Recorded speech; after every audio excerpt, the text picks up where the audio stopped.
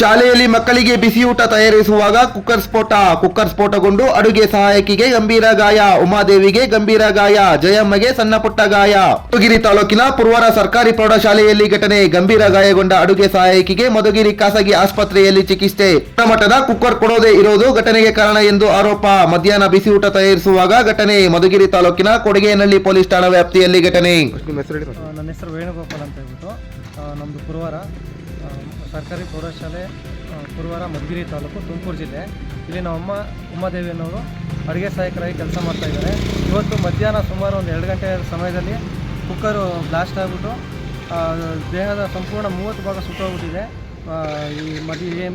ಏನು ಮಧುಗಿರಿ ಆಸ್ಪತ್ರೆ ಪ್ರೈವೇಟ್ ಆಸ್ಪತ್ರೆಗೆ ಬಂದು ಸೇರಿಸಿದ್ದೀವಿ. ಇಲ್ಲಿ ಪ್ರಾಥಮಿಕ ಚಿಕಿತ್ಸೆನ ಕೊಡಿಸ್ತಾ ಇದ್ದೀವಿ. ಇದಕ್ಕೆ ಸಂಬಂಧಪಟ್ಟಂತೆ ಬಿ ಒ ಅಧಿಕಾರಿಗಳು, ಸ್ಕೂಲ್ ಸ್ಟಾಫ್ ಎಲ್ಲ ಬಂದಿದ್ದರು.